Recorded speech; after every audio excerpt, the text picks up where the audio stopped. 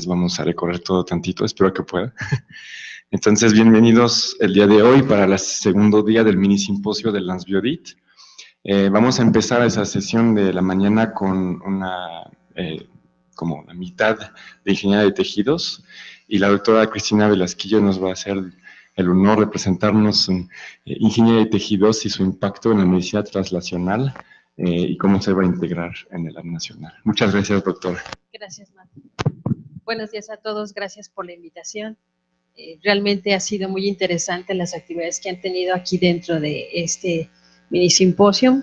Yo les voy a platicar acerca del impacto de la ingeniería de tejidos dentro de la medicina transnacional. Y bueno, la ingeniería de tejidos la consideramos como un área de conocimiento englobada dentro de lo que es medicina regenerativa. Y la medicina regenerativa la vamos a identificar como un campo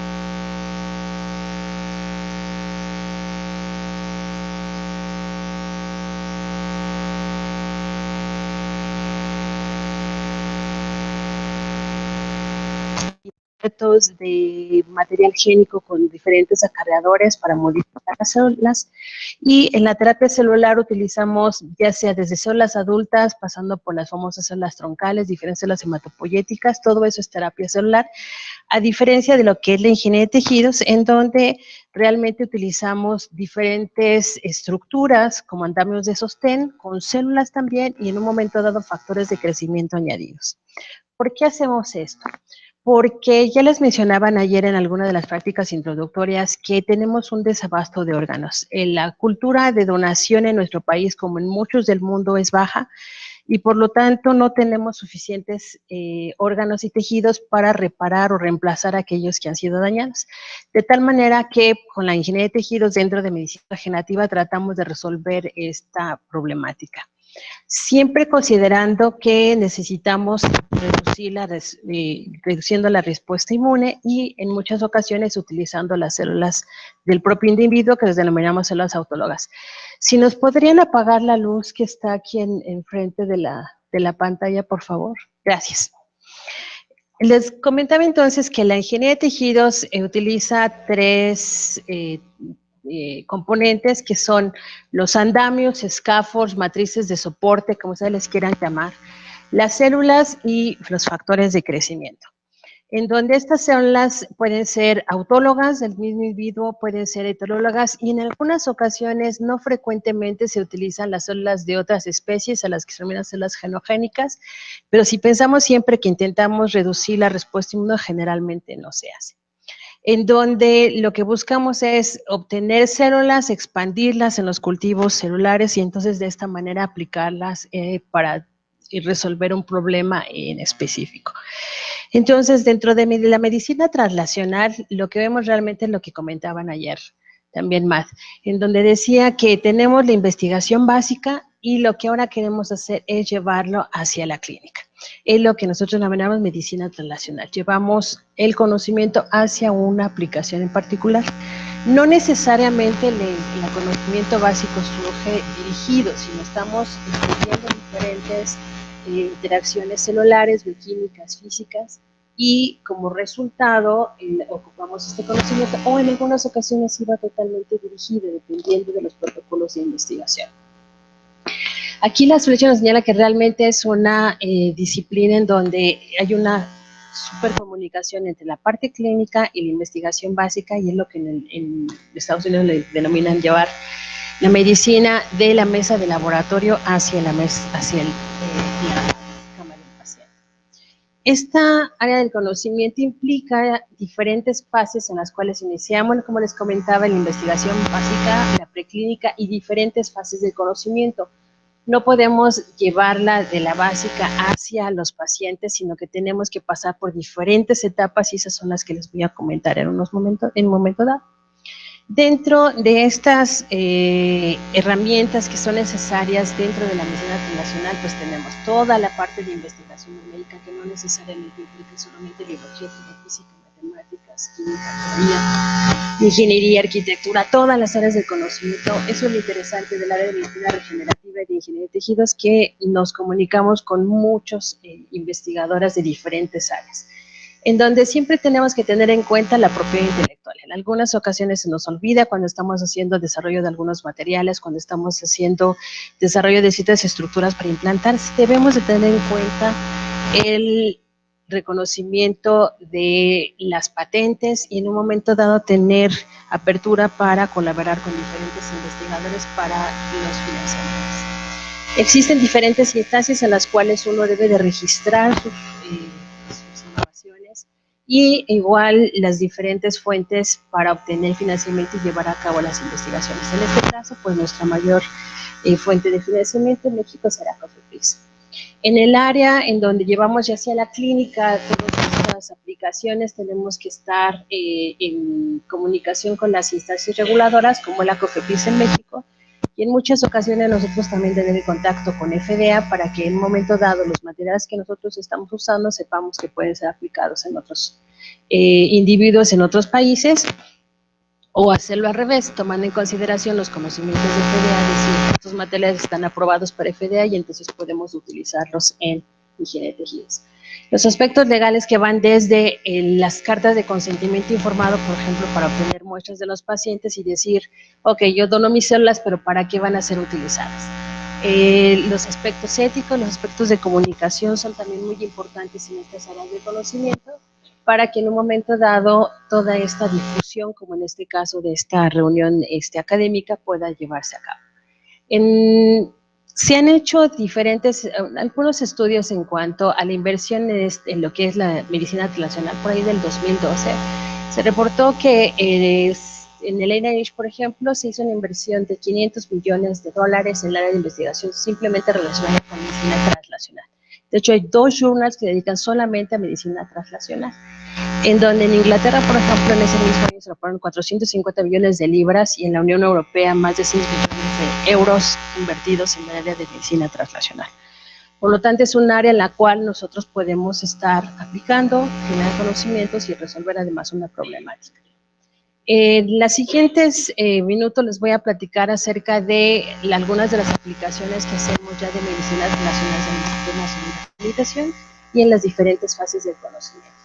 En lo que sería el aspecto de investigación básica, en el Instituto Nacional de Rehabilitación hemos trabajado junto con el Hospital General y el Instituto Nacional de Investigaciones Nucleares para cultivar células de una estructura que se llama el limbo corneal, en donde en estas zonas tenemos células troncales y pueden ser expandidas. De tal manera que lo que nosotros buscamos en un momento dado es reparar aquellas lesiones que pueden presentarse en los pacientes, ya que de acuerdo al INEGI, el 1.15% de la población pueden tener problemas visuales. De tal manera que lo que nosotros tratamos es de resolver un problema en donde tenemos un número de pacientes que están esperando por una córnea y en un momento dado nosotros podríamos cultivar las células troncales, diferenciar las células epiteliales, diferenciar las células de la córnea.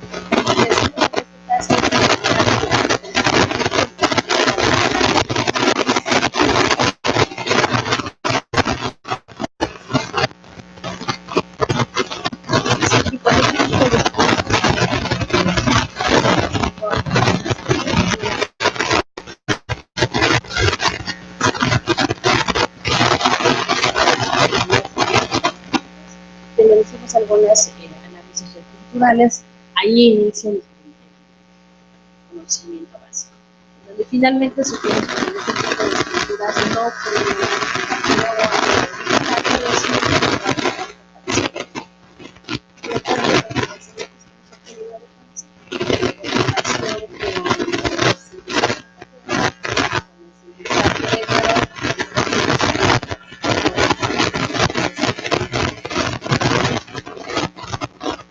donde es importante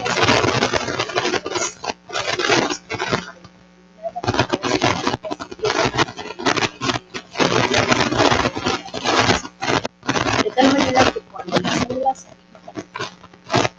tiene que hacer un análisis de expresión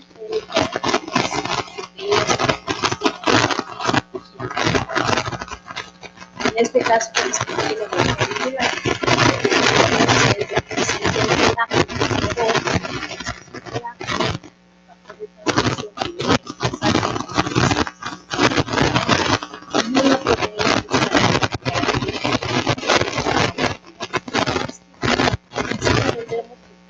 de una manera técnica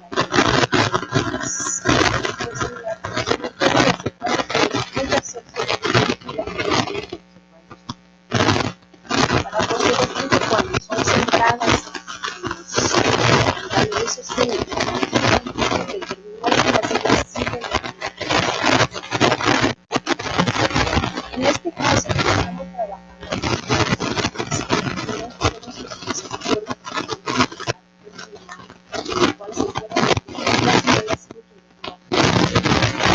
para ello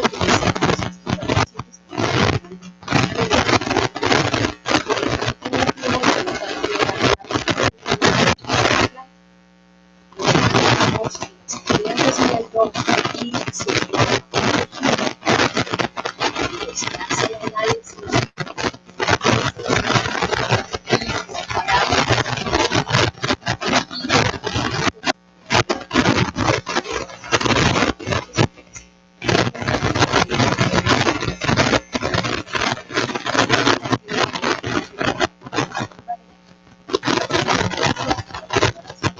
y estos son los estudios que se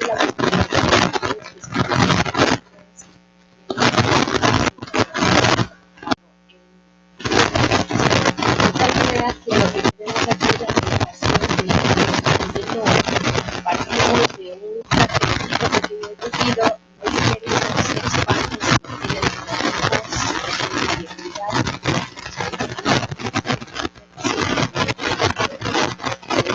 sin embargo, no necesariamente lo que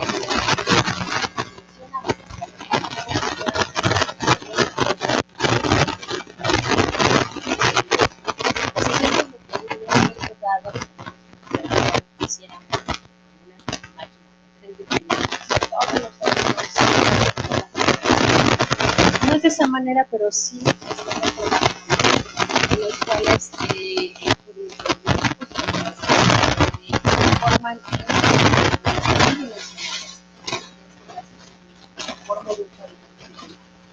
y en donde las células que comentaba son centradas en el tejido.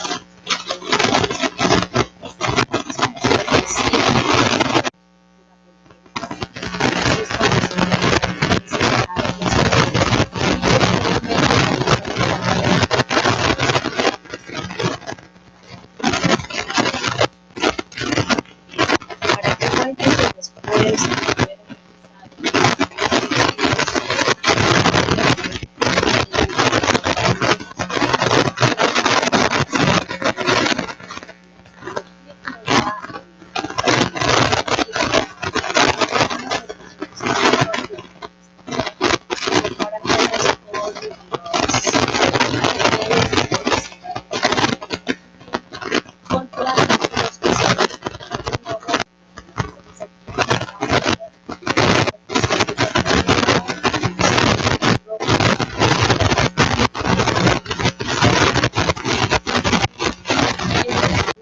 nos da la presencia de colágeno y en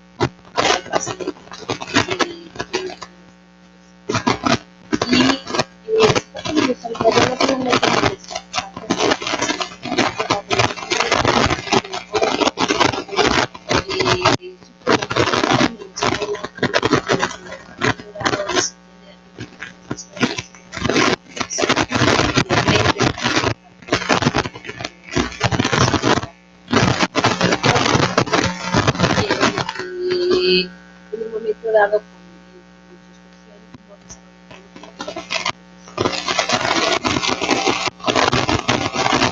se hacen los análisis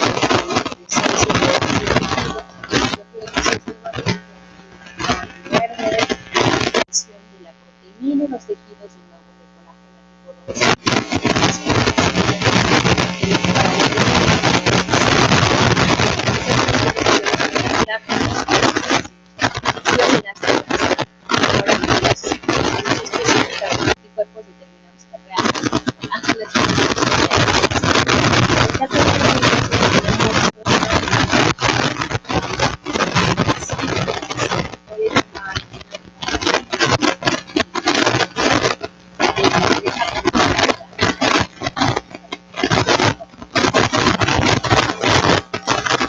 Se puede tomar el molde, se envía la información a las computadoras, la impresora ya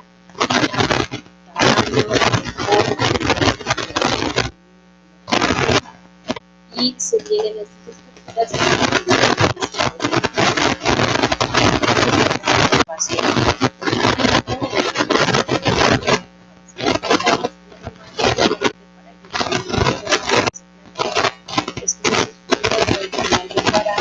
aquellas estructuras originales que se ven. Uno de los ensayos que tenemos hace uno es el desarrollo,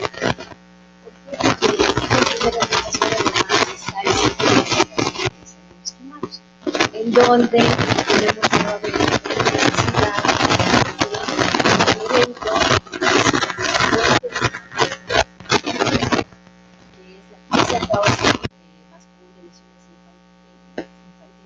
una en donde recibimos, por ejemplo, aquí, entre el 2000 o el 2014, más de 500 pacientes en el instituto, y aquí llegan los pacientes más graves, no llegan la población en general, sino aquellos en los cuales deben ser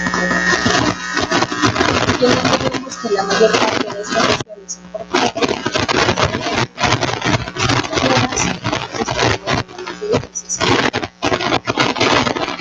en donde las lesiones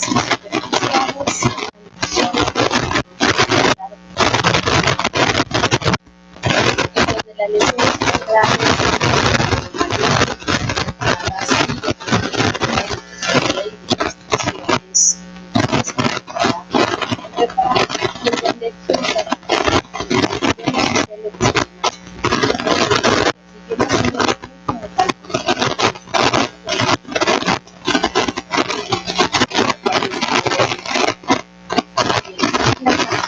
pero sí el hacer aquellas y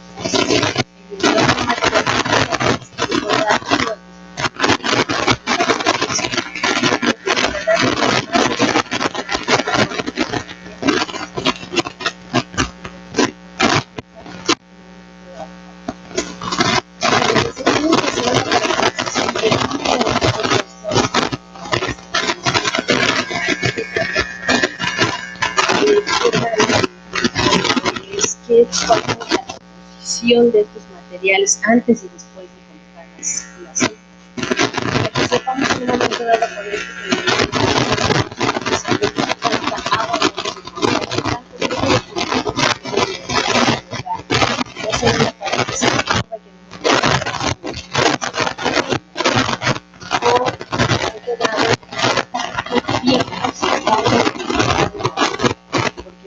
vemos en muchas ocasiones es que la tasa de síntesis de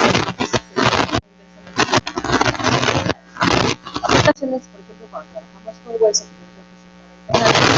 no queremos que se degrade la estructura, se puede quedar como tal, pero en este caso, como es piel, sí requerimos que el material sea realmente solo de soporte, en donde además se hacen diferentes investigaciones sobre estos materiales y entre ellas saber si en un momento dado es capaz de inhibir el crecimiento de diferentes bacterias, y vemos que sí, en particular este material sí lo hace, para que entonces posteriormente se sigan haciendo algunos ensayos de biocompatibilidad para ver si las células en las cuales vamos a sembrar las células se mantienen vivas. Aquí en esta tinción de calceína que ven en verde nos hace referencia de que están vivas las células. También determinar la expresión de algunas proteínas, o en este caso los análisis de colágena tipo 1, elastina y fibrina por RT-PCR para determinar que sí tienen el mensajero, que sí tienen los genes, que sí se van a expresar estas proteínas, para que posteriormente, en otra fase, más adelante, lo que se hace es un análisis de estos materiales sobre quemaduras que son inducidas en un individuo en vivo. Para ello, los protocolos pasan por los comités de investigación, por los comités de ética y en este caso que se requiere del uso de animales de laboratorio, por el Comité de Investigación y Atención a los Animales de Laboratorio. Y lo que ustedes ven aquí en estas fotografías son las lesiones del grupo control, el que tiene el material y los que tienen el material con células para que sean reparadas después de, analizadas después de que se reparan a los 7 y a los 28 días. Y lo que vemos en el análisis histológico, este es el material que es utilizado sin células, aquí están con células, y lo que vemos aquí es cómo se restituye nuevamente la epidermis en grosor, en características, en la síntesis de queratina parecida a los animales que no tienen este tipo de lesiones, y la formación de una estructura dérmica, y cuando hacemos un análisis estadístico de estas características de vascularidad, presencia de proteínas, presencia de células maduras en la epidermis, determinamos que hay una diferencia significativa entre los controles y aquellos que solamente son cubiertas las lesiones con los materiales sin células. Les comentaba entonces que tenemos diferentes fases y una de ellas, en este caso, la que vamos ya en fase 3 antes de llegar al mercado, es el análisis de células que son expandidas en el laboratorio para hacer reparaciones en el cartílago articular, en donde iniciamos por ahí del 2013 utilizando células condrales autólogas, en donde se toma un fragmento de cartílago de los pacientes, de una zona de no carga, de una zona que no les duela, para que las células puedan ser expandidas in vitro y luego colocarlas en las lesiones. Y esto se hace porque se tienen antecedentes en el instituto de lesiones condrales entre el 60 y el 63% del servicio con el cual trabajamos. Tienen los pacientes daño en las rodillas, en donde las técnicas actuales de reparación se forma algo que parece cartílago o un tejido que se denomina fibrocartílago, en donde las características son inferiores al tejido normal, y lo que tratamos de hacer con este tipo de tecnología es obtener el tejido autólogo para que no tengamos problemas de rechazo por los implantes, expandirlas in vitro, tener más células de las que inicialmente teníamos, porque además sabemos que los condrocitos tienen una tasa de proliferación lenta, y por lo tanto lo que requerimos es de inducirlos a que proliferen más rápido en el laboratorio, sembrarlos y luego promover la reparación de estas lesiones. Tenemos que hacer, por supuesto, un análisis del fenotipo celular de los diferentes pases para buscar la característica del cartílago, que es colágeno tipo 2, pero también evaluar si durante los subcultivos en un momento dado están expresando otra proteína como es la colágena tipo 1, y que en un momento dado este tipo de colágeno nos puede estar hablando de un proceso de desdiferenciación de las células, y que siempre estemos al pendiente de la expresión de un factor de transcripción que es OX9, que si está OX9 entonces vamos a tener expresión de colágena tipo 2.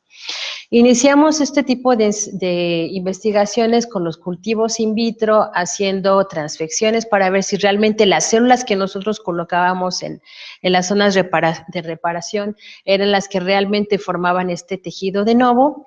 Se hicieron los análisis histológicos para determinar que se formaba en algunas zonas un tejido hialino, en donde identificamos aquí estas lagunas condrales con safranina o en la matriz extracelular, y así algunos otros ensayos ultraestructurales para observar aquí la definición de los núcleos del retículo endoplásmico rugoso, y por técnicas de hibridación in situ y de inmunohistoquímica determinar si estábamos formando otra vez un tejido que pareciese ser cartílago. Se tienen que hacer, como les comentaba, en las diferentes fases de la medicina translacional, el análisis con animales de laboratorio en un momento dado, y en este caso, este modelo que utilizamos fueron cerdos porque compartimos anatomía, compartimos cierta homología proteica, y en ellos igualmente se hizo la lesión, una lesión experimental. Se expandieron las células, se construyeron las estructuras que iban a ser de reparación, y aquí tenemos las fotografías de los cóndilos de las rodillas. Este es el control en donde no se hacía la lesión, pero no se le colocaba ningún material con células para ser reparado, mientras que en esta otra colocábamos los andamios con células condrocíticas y con periósteo, y este es como se ve en un corte transversal, en donde si ven aquí está el cartílago articular, que se ve este tejido blanquecino, se mete hacia el hueso subcondral y sale, y esto era debido a que a la sutura hacía una retracción del tejido, y entonces teníamos este tipo de modificaciones en la estructura de la superficie articular, que cuando lo analizábamos por histología lográbamos recapitular nuevamente todas estas diferentes capas que se pueden observar en el cartílago articular, en donde las evaluaciones de los animales con los cuales trabajamos demostraron que cerca del 40% de ellos desarrollaban un cartílago hialino y algún otro fibroso. Teníamos que pasar de nuevo ahora a la siguiente fase, en donde utilizáramos otro modelo animal en el cual además se probaran los instrumentos con los cuales se iban a introducir los materiales de sostén, y en este caso empezamos a trabajar con la Facultad de Medicina Veterinaria, en donde para nosotros es un modelo animal, pero para los veterinarios es el paciente. Así que los caballos también tienen lesiones articulares parecidas a las de los humanos, y lo que vimos ya en este tipo de animales fue que después de haber hecho la lesión y de colocar estos andamios de sostén con células, este es como se ve en una vista artroscópica. Aquí este es el cartílago, aquí se ve lisito, y aquí, aunque se ve un poco más rugoso, es una estructura que cuando la analizamos desde el punto de vista histológico, tenemos áreas positivas para safranina O, lo que quiere decir que tenemos proteoglicanos. Por otro lado, tenemos la expresión de colágena tipo 2, y con esta hibridación in situ la caracterizamos, y de tal manera que entonces teníamos nuevamente un tejido que parecía cartílago. De tal manera que entonces con estos resultados ya nos permitía pasar a la siguiente fase, que era llevar esta medicina ahora del laboratorio hacia el paciente. Para ello, entonces, se requiere de cierta infraestructura. No podemos cultivar las células de los pacientes en cualquier campana de flujo laminar, ni bajo algunos laboratorios en los cuales los hemos trabajado todos nosotros, donde el compañero pasa detrás de nosotros, o entran la señora que está haciendo la limpieza. No se puede así.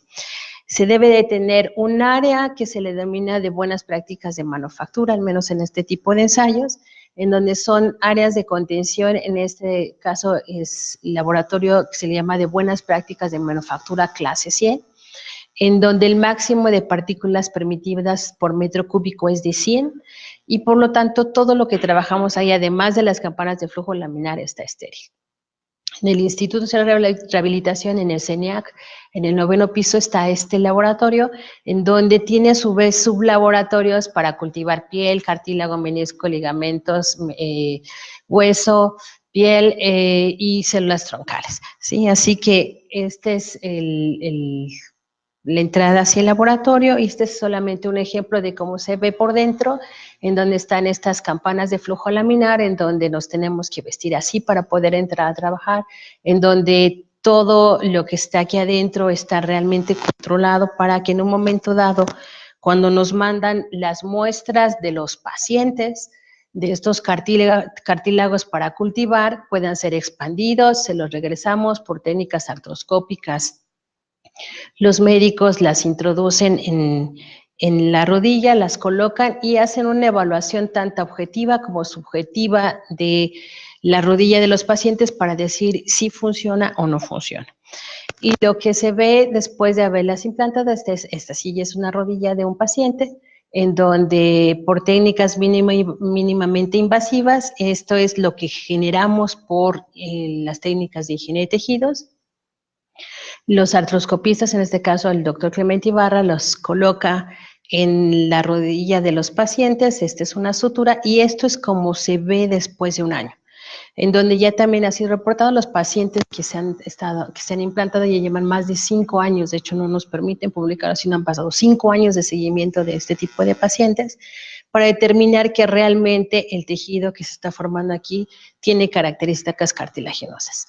De tal manera que entonces este trabajo, como pueden ver, es fruto de la colaboración de muchos de nuestros investigadores, de muchos de nuestros alumnos. Me tomaría mucho más minutos ahorita nombrarlos a todos ellos y simplemente les agradezco a todos los colaboradores, estudiantes, al doctor Clemente, a las autoridades y por supuesto a las fuentes de financiamiento para que en esta mañana les pueda platicar algunas de las cosas que nosotros hacemos. Muchas gracias.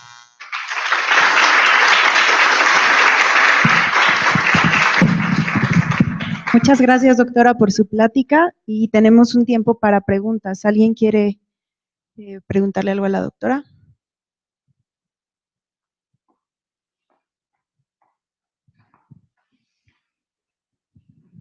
Bueno, no sé si es una pregunta tonta, pero una vez que se puede cultivar una oreja, por ejemplo, que es un material celular vivo, por decirlo de alguna manera, ¿cómo lo injertan de manera que se siga alimentando? En este caso, depende del tejido.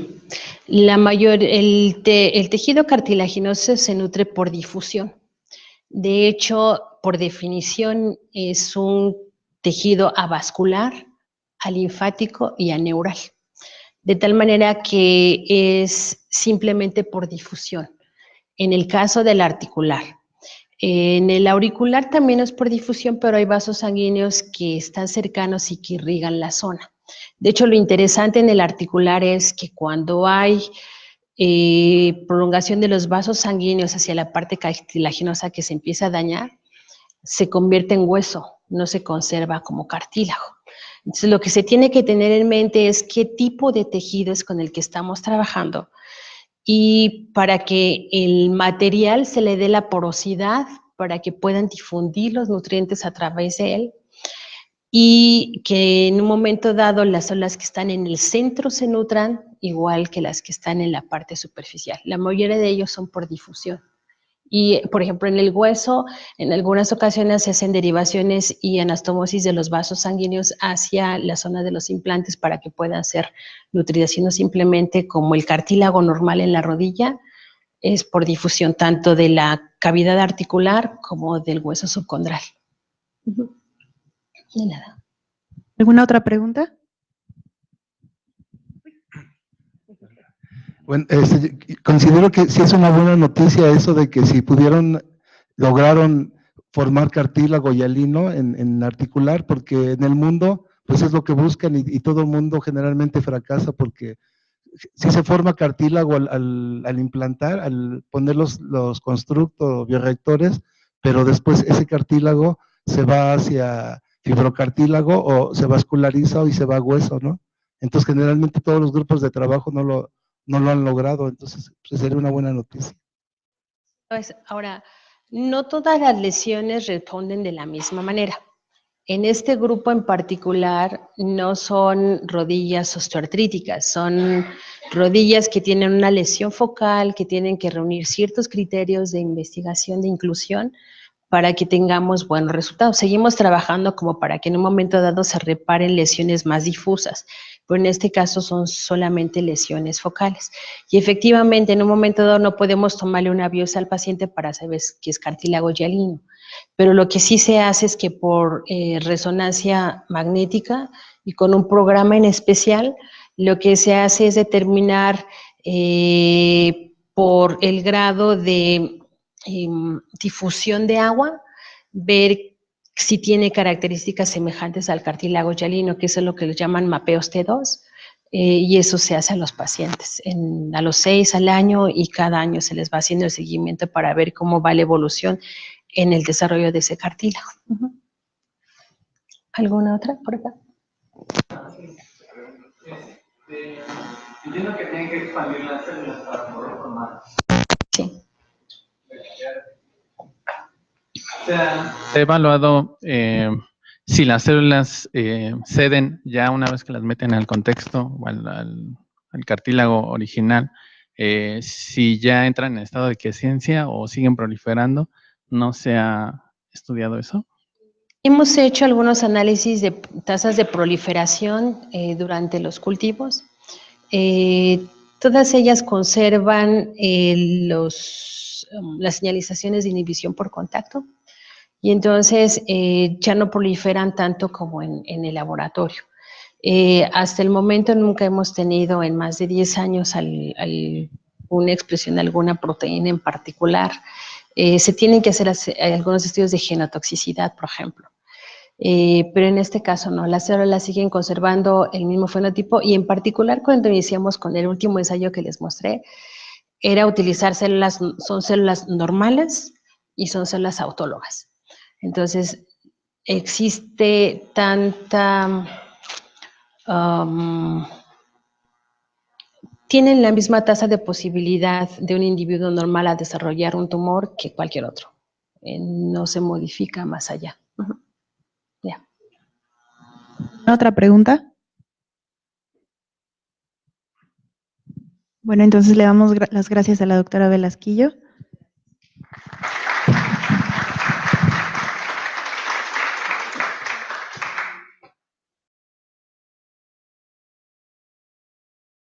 Vamos a recorrer todo tantito, espero que pueda. Entonces, bienvenidos el día de hoy para el segundo día del mini simposio del Lansbiodit. Vamos a empezar esa sesión de la mañana con como la mitad de ingeniería de tejidos, y la doctora Cristina Velasquillo nos va a hacer el honor de presentarnos ingeniería de tejidos y su impacto en la medicina translacional y cómo se va a integrar en el lab nacional. Muchas gracias, doctora. Gracias, Marta. Buenos días a todos, gracias por la invitación. Realmente ha sido muy interesante las actividades que han tenido aquí dentro de este mini simposio. Yo les voy a platicar acerca del impacto de la ingeniería de tejidos dentro de la medicina translacional. Y bueno, la ingeniería de tejidos la consideramos como un área de conocimiento englobada dentro de lo que es medicina regenerativa. Y la medicina regenerativa la vamos a identificar como un campo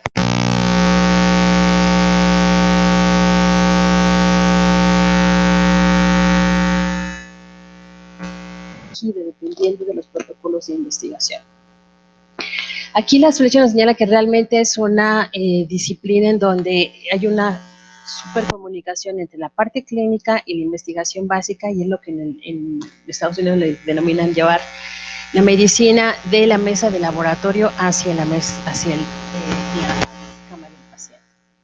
Esta área del conocimiento implica diferentes fases en las cuales iniciamos, como les comentaba, la investigación básica, la preclínica y diferentes fases del conocimiento.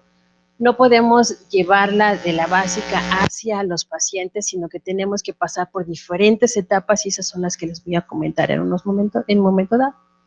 Dentro de estas herramientas que son necesarias dentro de la medicina translacional, pues tenemos toda la parte de investigación médica, que no necesariamente implica solamente biología, física, matemáticas, biológicas, química, ingeniería, arquitectura, todas las áreas del conocimiento. Eso es lo interesante del área de medicina regenerativa y de ingeniería de tejidos, que nos comunicamos con muchos investigadores. Realmente utilizamos diferentes estructuras como andamios de sostén, con células también, y en un momento dado factores de crecimiento añadidos.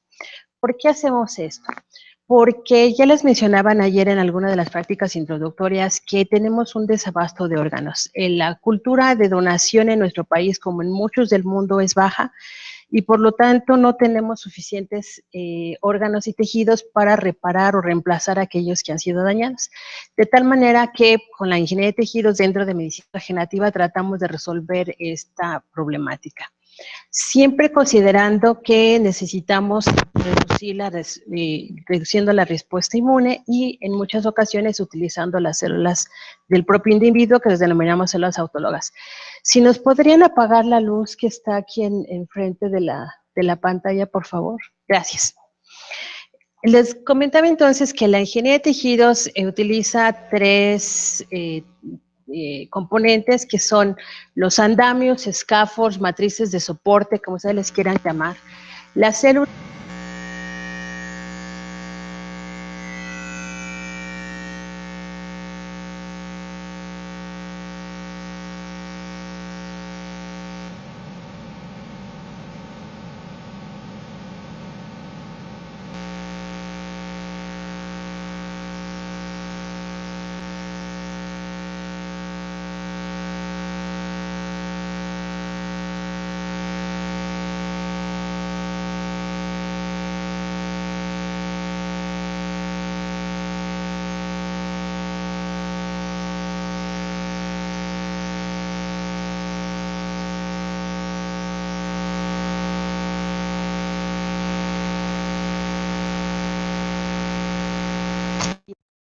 de material génico con diferentes acarreadores para modificar las células, y en la terapia celular utilizamos ya sea desde células adultas, pasando por las famosas células troncales, diferentes células hematopoyéticas. Todo eso es terapia celular, a diferencia de lo que es la ingeniería de tejidos, en donde células y los factores de crecimiento, en donde estas células pueden ser autólogas del mismo individuo, pueden ser heterólogas, y en algunas ocasiones, no frecuentemente, se utilizan las células de otras especies, a las que se denominan células genogénicas, pero si pensamos siempre que intentamos reducir la respuesta inmune, generalmente no se hace. En donde lo que buscamos es obtener células, expandirlas en los cultivos celulares, y entonces de esta manera aplicarlas para resolver un problema en específico. Entonces, dentro de la medicina translacional, lo que vemos realmente es lo que comentaban ayer también Matt, en donde decía que tenemos la investigación básica, y lo que ahora queremos hacer es llevarlo hacia la clínica. Es lo que nosotros denominamos medicina translacional. Llevamos el conocimiento hacia una aplicación en particular. No necesariamente el conocimiento básico surge dirigido, sino estamos estudiando diferentes interacciones celulares, bioquímicas, físicas, y como resultado ocupamos este conocimiento, o en algunas ocasiones iba totalmente dirigido